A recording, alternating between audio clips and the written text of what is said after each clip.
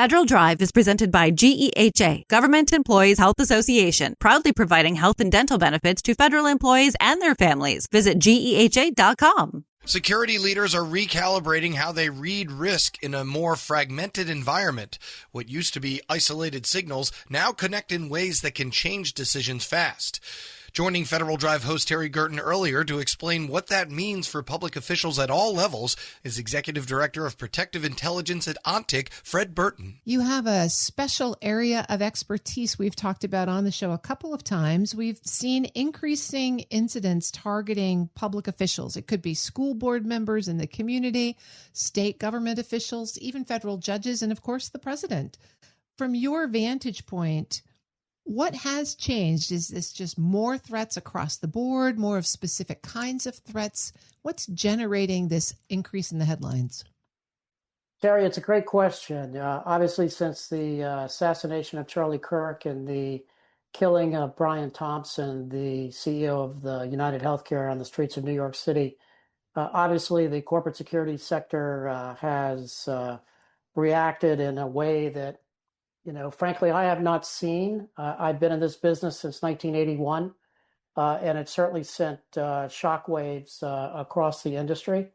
We are seeing a rising tempo of attacks and threats against executives and private and public sector officials across the whole spectrum. So I think the big driver behind this, Terry, is obviously social media. The challenge in this business, when you're looking at these kinds of threats, are trying to figure out what we call the howlers versus the hunters. It's so easy today to make a threat on social media. However, from an operational perspective, that's when it really, really gets serious for guys like me. Not only when I was a special agent hunting individuals, threatening cabinet level officials or the president, but in the corporate sector as well. That's an interesting turn of phrase, howlers versus hunters. And I guess one of the big challenges here is trying to differentiate a threat from a real threat and a genuine attempt. When agencies are dealing with a flood of tips and signals, how can they tell the difference between something that needs attention and something that maybe doesn't? Well, from a protective intelligence perspective, it actually is fairly easy from a protocol perspective, meaning some are clear as a bell. If an individual comes onto a social media platform and threatens some sort of violent action, that person will be visited within 24 hours by either local, state, or federal authorities. If it's obviously a threat against the president or a Secret Service protectee, he or she would be visited by the Secret Service. If it's a State Department protectee, same thing with my old outfit as well. Now, when you move into the private sector, it's a little bit different. And what happens there is you have protective intelligence analysts today, which I'm very proud of. I was actually the first one to create that in the private sector space. And the protective intelligence analysts will evaluate that. They'll bring it to the chief security officer. And they use wonderful software technology today to try to look at that individual in context from a continuum perspective. And then there's very good tools today to try to look at behavioral changes of that individual. So you cannot do this job with the flood of social media today without technology solutions to help you get there. One of the things we're certainly concerned about in the public service space is that these threats, even if they're not acted upon, actually have a deterrent effect, keeping people away from public service. Are you seeing any kind of impact like that? I am. Obviously, what you're seeing, though, is ramped up security, for example, wherever President Trump might be, the vice president, and so forth. The other interesting variable, too, and I started out with the Secret Service as well, is when you look at the list of cabinet level officials that are also being protected, it wasn't always like that back in the day. When I started, the Secretary of State had protection, the Secretary of Defense had protection, and obviously the former presidents and so forth and the vice president. But today you're seeing a lot of individuals that's being protected that's primarily, again, driven by social media and the 24/7 news cycle, I'm sad to say. Fred Burton is Executive Director of Protective Intelligence at Ontic. So, Fred, as we've said, a lot of these cases cross jurisdictions, some federal, state, and local, even private sector platforms. What makes that coordination most challenging when a real tip comes in? Well, it depends on where this tip is generated. For example, in 1987, I worked a case where an individual was threatening the president and the Secretary of State. His mother turned him in. We were fortunate to find him in the District of Columbia by the great work by the DC Police Department at the time. And that kind of coordination happened over just telephone calls from command centers to command centers. When you look today, what typically happens is those kinds of threats at the local, state, or federal level are funneled into either the DHS fusion centers, which are present in every state around the country, or the Secret Service might take the lead and run with the ball, or the State Department and so forth. So that coordination is done fairly seamlessly today from that aspect. Having said that, what happens in this system today is there are disparate databases between these agencies. Like there's no real landing site for everybody to look at because some of the threats may be classified. And let me give you an example of that for your listeners, which I know are a lot of government workers inside the Beltway. If the intelligence community picks up a threat, whether that be the CIA or the NSA picks up an intercept, that takes a while to make its way through the system to where that could be declassified in a level where it could be disseminated to those respective jurisdictions. I mean, it moves a lot faster today than it did on my watch. At times back in the day, it would take a good 72 hours. We still reacted, but we struggled with that tear line down to where we could provide that to, let's say, in the DC area, the Montgomery County Police Department or the Fairfax County Police that might have a public official living in their jurisdiction. You've talked a couple of times about the red flags that pop up on social media.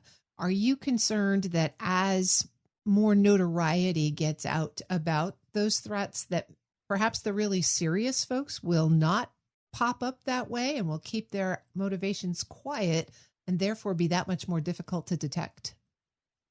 That's the Achilles heel in this business, meaning one thing you learn whether you go through the Secret Service Academy or the State Department Academy, if you have that committed assassin, if you have that Sirhan kind of personality, that John Hinckley kind of personality, where that individual does not message to anybody else what his or her intentions might be.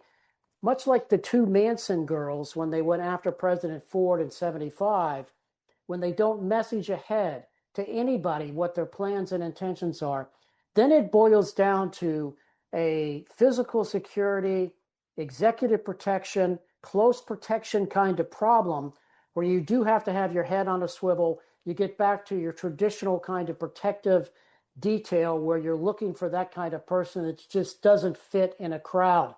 Now, you are trained to look for those kinds of people, but I'm here to tell you it's extraordinarily difficult to do. Let me give an example of that. I've interviewed a lot of folks that were at Dealey Plaza with JFK when he was assassinated. And in those days, they had what is called flashcards, and they had a picture of an individual on the back of a 3x5 index card. And on the other side, they had name and weight and height. Imagine in a motorcade rolling through Dealey Plaza, trying to think about that person that you might have seen that morning before you got on the detail and try to pick that individual out of the crowd. It's very tough to do. That's why, again, technology today helps manage those kinds of persons of interest to help you triangulate in on those kinds of serious people, provided you know who they are ahead of time. Are you seeing artificial intelligence have a significant impact here in the protection business? I see a lot of people in our industry talking about it, and I know that there are protective intelligence analysts in the private sector predominantly. They're taking advantage of that from a time-saving perspective. Let's say, for example, you have a CEO of a Fortune 50 that wants to travel to Israel today with all the hostilities that's going on. You'll find that AI is being utilized to help with a threat assessment, to try to quickly do a safety and security report for the protection team that might be doing the advance or actually traveling for the executive. I don't see a lot of it being used in the federal system today. Having said that, the federal system obviously has a tremendous amount of resources that they have that the private sector just simply does not have.